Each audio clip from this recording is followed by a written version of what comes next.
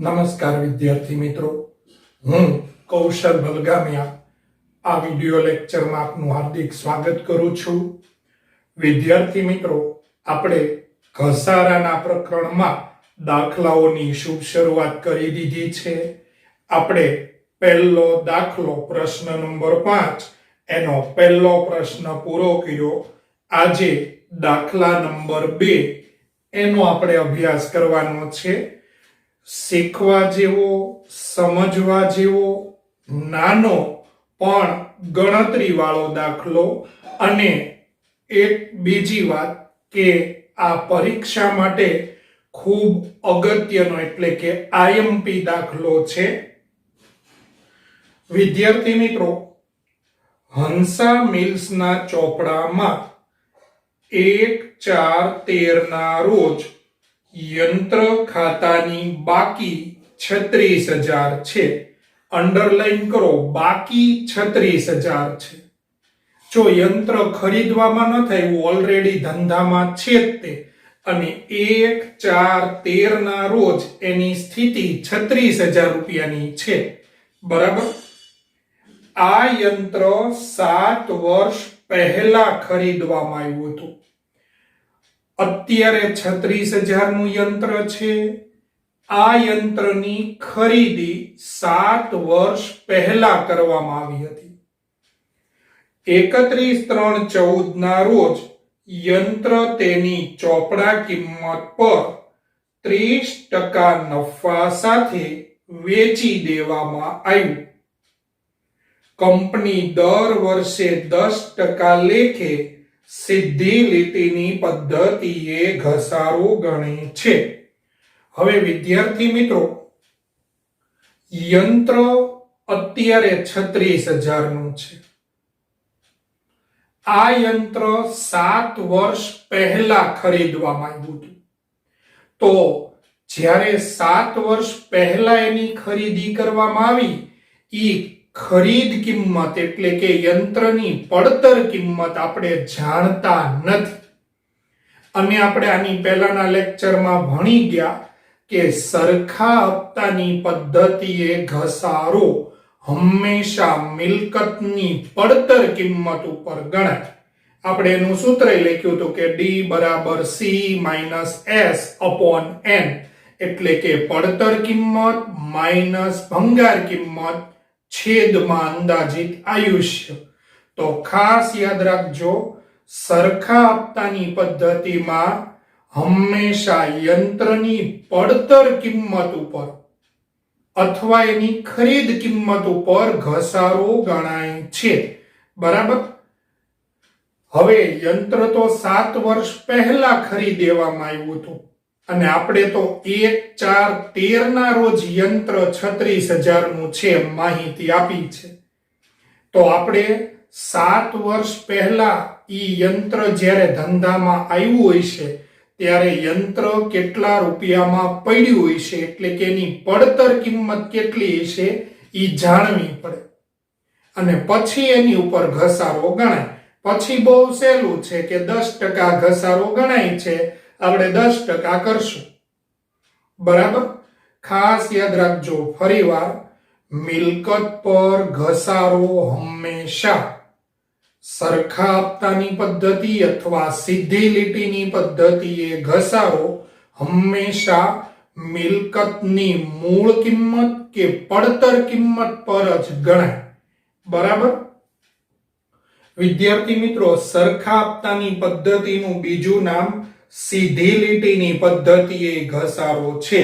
તમે જુઓ, દાખલામાં શબ્દ એમ જ વાપર્યો છે, 10% લેખે સીધી લીટીની પદ્ધતિએ ઘસારો ગણો. સરખો હપ્તો ઈ તો તમે પહેલો દાખલો ભણી ગયા એટલે ખબર છે કે આપણે 3 વર્ષના એમાં હિસાબો લખ્યા, ઘસારાનો આંકડો એક સરખો રહે. હવે એને સીધી લીટીની પદ્ધતિ શું કામ કહેવાય? તો તમે આ સરખા હપ્તાની પદ્ધતિમાં દર વર્ષે ઘસારાની રકમ એક જ સરખી હોય. તો વિદ્યાર્થી મિત્રો, તમે એનો ગ્રાફ એટલે કે આલેખ બનાવો ને તો ઈ આમ એક સરખો સીધી લીટીમાં બને. બરાબર. દર વર્ષે ઘસારાની રકમ સરખી હોય એટલે ખાસ યાદ રાખજો, સરખા હપ્તાની પદ્ધતિ કે સીધી લીટીની પદ્ધતિ એ ઘસારો બંને એક બાબત છે. હજી એકવાર રિપીટ કરું છું, સીધી લીટી કે સરખા હપ્તાની પદ્ધતિ એ ઘસારો હંમેશા પડતર કિંમત ઉપર યંત્ર કે મશીનરી તમે જે ખરીદી હોય ઈ વખતે ખરીદી સહિતના ખર્ચ સહિતનો આંકડો હોય એની ઉપર ઘસારો ગણાય. પછી યંત્ર ગમે એટલા વર્ષ રહે એનો ઘસારાનો આંકડો એક સરખો રહે. તો દાખલામાં આપણને યંત્રની પડતર કિંમત આપી નથી એટલે આપણે ઈ ગણતરી કરીને પહેલા તો એની પડતર કિંમત ગણવી પડશે. બરાબર? વિદ્યાર્થી મિત્રો, રકમ એકવાર શાંતિથી વાંચજો. બરાબર? કે યંત્ર 1/4/13 ના રોજ બાકી, યંત્ર ખાતાની બાકી 36,000 છે. મતલબ 1/4/13 36,000 છે.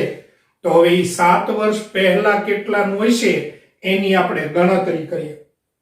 બીજું, ટકા હોય એટલે ફરજિયાત 100 ધારવા પડે. આપણે પડતર કિંમત જાણતા નથી એટલે 100 ધારીને ગણતરી કરીએ. તમે અત્યારે સાંભળજો, વિડિયો જોજો, પછી હું સમય આપીશ. બરાબર? ત્યાં વિડિયો અટકાવી અને સંપૂર્ણ ગણતરી જે છે એ તમે લખી લેજો. હવે જુઓ, એમાં પ્રશ્ન એમ છે કે ઉપરની વિગતો પરથી જરૂરી આમ નોંધ લખો અને યંત્ર ખાતું તૈયાર કરો. વિદ્યાર્થી મિત્રો, સૌથી પહેલા તો આપણે જરૂરી ગણતરી કરીએ. ધ્યાન આપજો. ધારો કે યંત્રની પડતર કિંમત 100 છે માઇનસ, જુઓ રકમમાં વાંચો કેટલા ટકા ઘસારો ગણાય છે, 10% લેખે 7 વર્ષનો કુલ ઘસારો. તો 100 ના 10% કરો, 10 રૂપિયા થાય. એને ગુણ્યા 7 વર્ષ. બરાબર? તો 7 વર્ષનો કુલ ઘસારો કેટલો હશે? 70 હશે. બરાબર? કે ભાઈ આપણે ધારો કે યંત્ર આપણને 100 રૂપિયામાં પડ્યું છે. જો ટકા આવે ને એટલે ફરજિયાતપણે 100 જ ધારવા પડે. પછી એમાંથી શું કર્યું કે ભાઈ 10% લેખે કેટલા વર્ષ થઈ ગયા? 7 વર્ષ. તો 7 વર્ષનો કુલ ઘસારો કેટલો? તો 10, 100 ના 10% કરો તો 10 ઘસારો થયો. એવા 7 વર્ષ એટલે 7 વર્ષનો કુલ ઘસારો 70 થયો. તમે 100 ની પડતર કિંમત એમાંથી કુલ ઘસારો 70 બાદ કરો તો 30 આવે. આ 30 ને આપણે એવું કહી શકીએ 7 વર્ષ બાદ યંત્રની બાકી. ચોપડા કિંમતે કહી શકાય કે ભાઈ બહુ સાદી વસ્તુ છે. માનો કે 100 રૂપિયાનું તમે યંત્ર લાવ્યા હો, 10 રૂપિયા દર વર્ષે ઘસારો ગણાતો હોય, 7 વર્ષ યંત્રને થઈ ગયા હોય, તો સ્વાભાવિક છે 70 રૂપિયાનો ઘસારો તમે ગણ્યો હોય. તો અત્યારે યંત્ર તમારું કેટલાનું હોય? 30 રૂપિયાનું હોય. બરાબર? તો યંત્રની ચોપડા કિંમત 7 વર્ષ પછી 30 હોય. હવે આપણે ત્રિરાશિ મૂકવાની આના આધારે કે 30 7 વર્ષ બાદ ચોપડી કિંમત હોય ત્યારે પડતર કિંમત 100. 30 જ્યારે 7 વર્ષ પછી ચોપડા કિંમત હોય તો એની પડતર કેટલી હોય? 100. 7 વર્ષ પછી જેની સ્થિતિ 30 ની હોય એની શરૂની સ્થિતિ કેટલાની હોય 100 ની. તો આપણને જુઓ રકમમાં 36,000 નું યંત્ર કીધું છે, બરાબર, કે ભાઈ 7 વર્ષ પહેલા ખરીદવામાં આવ્યું હતું એ અત્યારે 36,000 નું છે. તો 36,000 7 વર્ષ બાદ ચોપડા કિંમત હોય તો એની પડતર કિંમત કેટલી? ત્રિરાશિ મૂકીએ, બરાબર, 3 કિંમત. આનો હંમેશા ગુણાકાર થાય એટલે 36,000 ગુણ્યા 100. પહેલો આંકડો હોય એ છેદમાં લખાય 30. તો જવાબ આવશે 1,20,000.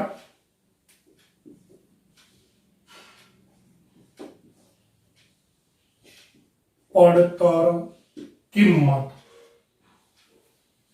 હવે આપણને પડતર કિંમત જડી ગઈ તો ઘસારાની રકમ મેળવીએ.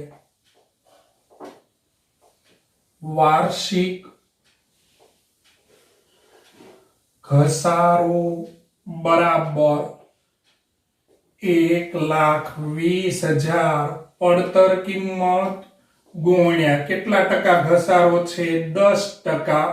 તો દર વર્ષે ઘસારો કેટલાનો ગણવામાં આવ્યો હશે? 12,000 રૂપિયાનો, બરાબર.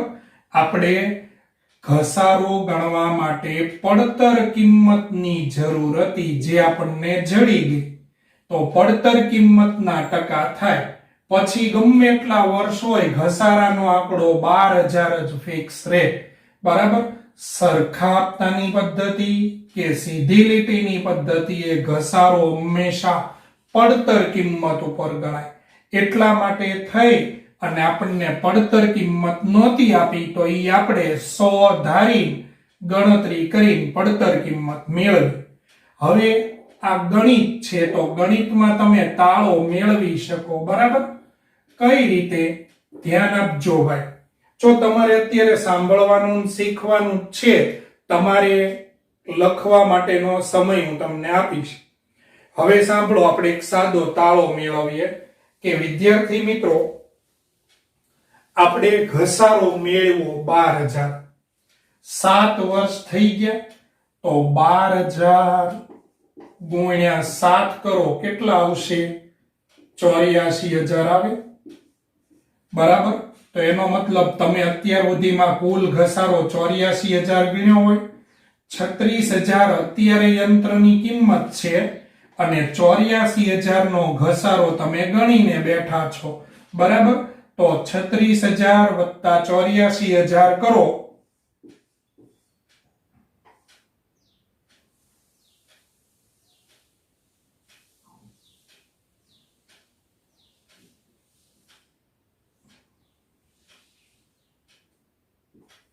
આવ્યા 1,20,000.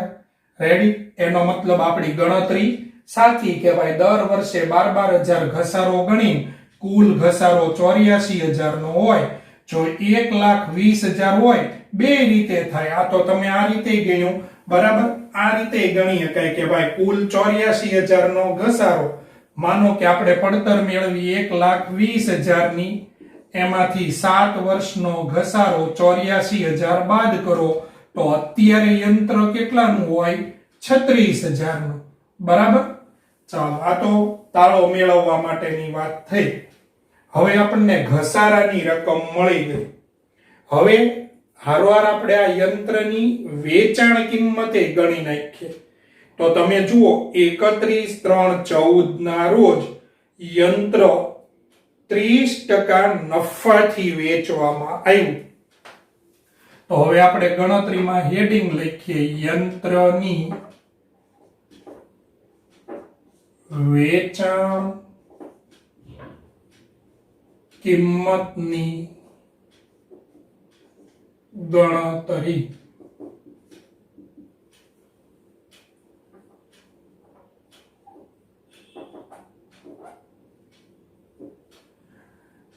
E4 ના રોજ યંત્રની બાકી 36,000 માઇનસ 1, 4, 3 શરૂ થાય 31, 3, 14 ના રોજ પૂરું થાય ના રોજ ઘસારો તો 36,000 વર્ષ પૂરું થાય એટલે આપણે 12,000 નો ઘસારો ગણીએ તો 36,000 માંથી ઘસારાની રકમ 12,000 બાદ કરો 24,000 આવે ઘસારા બાદ કર્યા પછી કેટલી આવે 24,000 તો 31, 3, 14 ના રોજ યંત્રની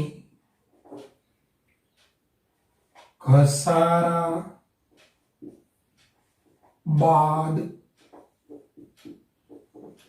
કિંમત હંમેશા યાદ રાખજો પહેલા ઘસારો ગણવાનો બાદ કરવાનો જેટલો સમય આ તો આખું એક વર્ષ રહ્યું 1, 4, 13 નો આંકડો આપ્યો છે ને 31, 3, 14 એ વેચ્યું માનો કે 5 મહિના 6 મહિના ધંધામાં યંત્ર રહ્યું હોય ને તો એટલા સમયનો પહેલા ઘસારો બાદ કરી અને એની ઘસારા બાદ કિંમત મેળવવાની બરાબર પછી એમાં નફો હોય તો પ્લસ કરીને ખોટ હોય તો માઈનસ કરીને તો પ્લસ 30% નફો કેલ્ક્યુલેટરમાં 24,000 ના 30% કરો 7,200 થશે 24,000 માં 7,200 ઉમેરો તો 31,200 આવે આને કહેવાય યંત્રની વેચાણ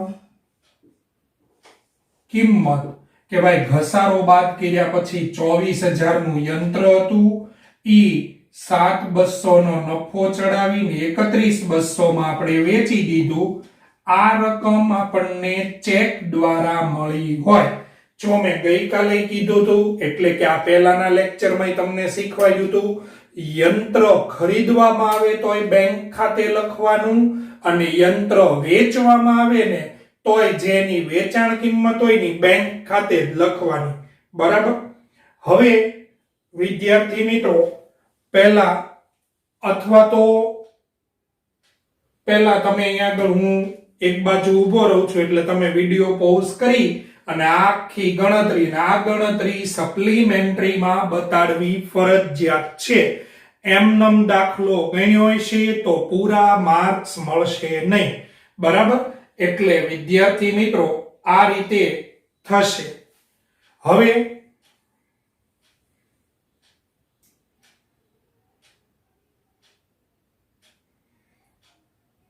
તમે અહીંયા વિડિયો અટકાવી આ ગણતરી લખી લ્યો અને પછી 3 આમ નોંધ આવે ને 3 આમ નોંધ એટલું આમ નોંધનું ફોર્મેટ તૈયાર કરો આપણને આમ નોંધ પૂછી છે અને યંત્ર ખાતું પૂછ્યું છે આ ગણતરી લખી આમ નોંધ દોરી અને પછી વિડિયો આગળ પ્લે કરજો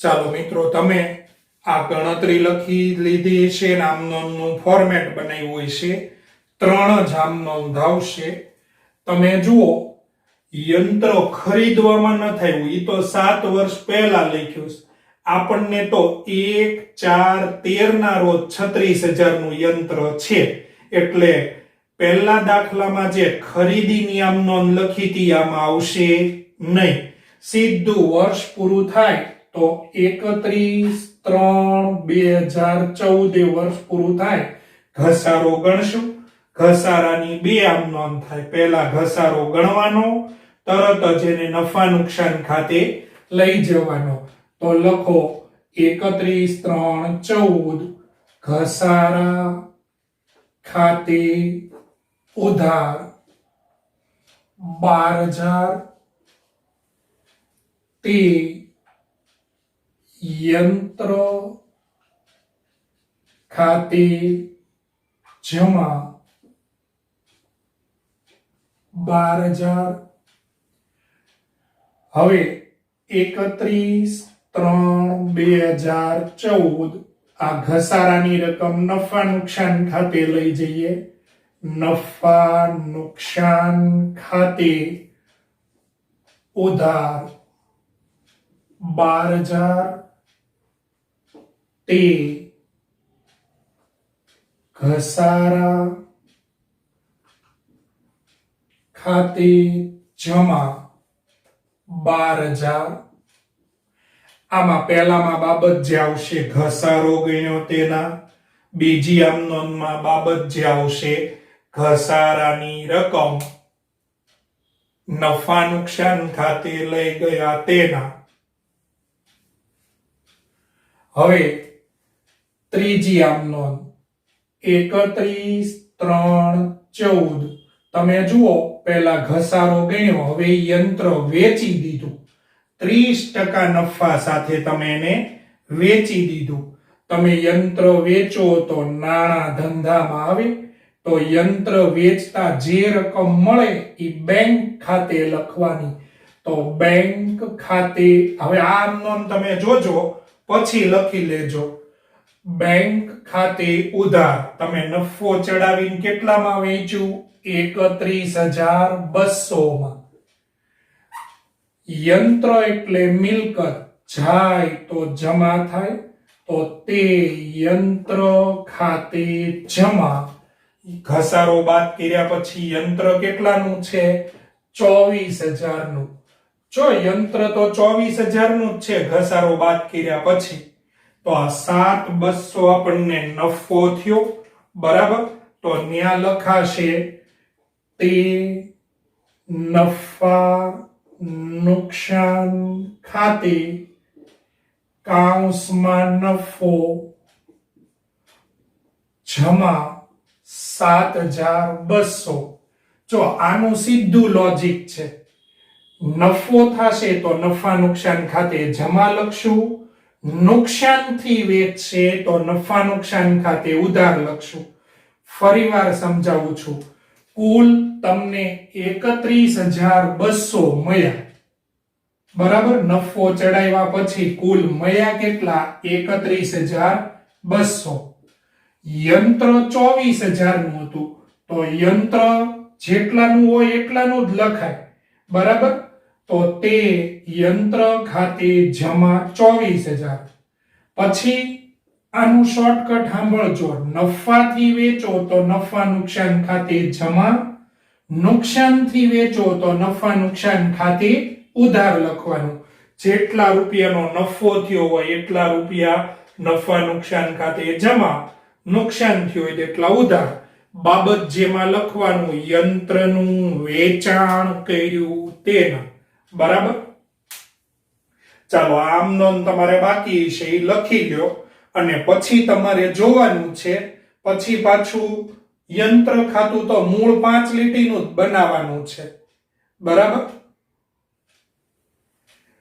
ચાલો અહીંયા વિડિયો પોઝ કરીને આમ નોંધ વ્યવસ્થિત રીતે કમ્પ્લીટ કરી નાખો, એનો સરવાળો કરી નાખો આમ નોંધનો.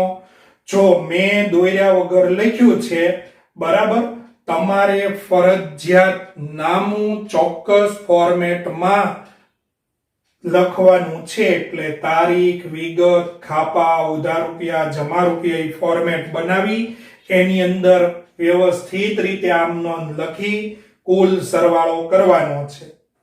હવે એની નીચે એક જ બે લાઈન છોડીને યંત્ર ખાતું બનાવવાનું આવશે, પણ એ જોઈ લો એટલે પછી એટલું જ તમારે દોરવાનું ને એટલું જ લખવાનું રહે. ચાલો છેલ્લો ફાઇનલ જવાબ યંત્ર ખાતું બનાવીએ.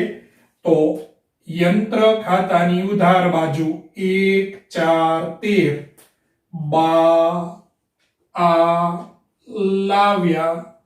જો યંત્ર એટલે મિલકત, એની હંમેશા ઉધાર બાકી જ હોય, તો 1,4,13 યંત્ર ખાતાની બાકી કેટલી છે? 36,000. જો હવે તમને દાખલાની શરૂઆતથી બધું વધારે સમજાશે. પહેલા એકલી ગણતરી હતી, પછી એકલી આમ નોંધ હતી. ખરેખર ખાતું છે ને, ખાતા વહીને એટલે તો મૂળભૂત ખાતા વહીને એટલે તો મુખ્ય ચોપડો કહેવામાં આવેલો છે, બરાબર. તમે જુઓ 1/4/13 ના રોજ યંત્રની બાકી એટલે લાવ્યા કેટલા બોલે છે? 36,000. વર્ષ પૂરું થાય એટલે આપણે ઘસારો ગણવો પડે, તો 31/3/14 ઘસારા ખાતે ઘસારાની રકમ આપણને કેટલી મળી ભાઈ? 12,000. અને જો આ આંકડા હાટુદા બધી કસરત આપણે કરી છે, કારણ કે પડતર કિંમત નહોતી એટલે પહેલા તો પડતર કિંમત મેળવીને પછી આપણે ઘસારો મેળવ્યો, બરાબર. હવે યંત્ર વેચી દેવામાં આવ્યું, એની એન્ટ્રી કરીએ. યંત્ર જાય તો જમા થાય, તો યંત્ર ખાતાની જમા બાજુ 31/3/14 બેંક ખાતે. જો યંત્ર જાય તો જમા, યંત્ર જમા થયું ત્યાં ઉધારમાં કઈ વિગત છે? બેંક. રકમ યંત્રની પોતાની લખવાની 24,000, બરાબર. વિગત વિરુદ્ધની, રકમ પોતાની. હવે પાછું શોર્ટકટ સાંભળો.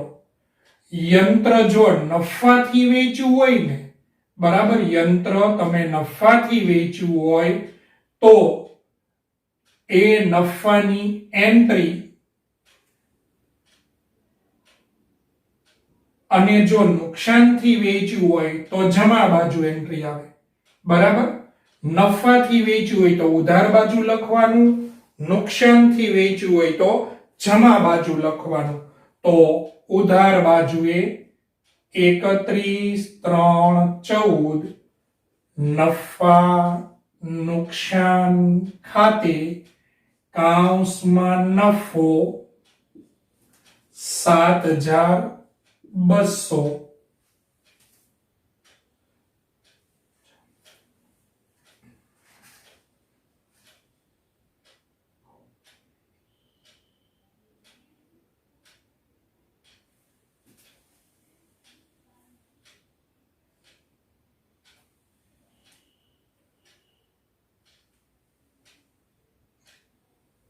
આપણે આ નફા નુકસાનની એન્ટ્રી એમાં બતાડવી હોય ને, તો તમારે અહીંયા આગળ 31,200 લખવા પડે, બરાબર.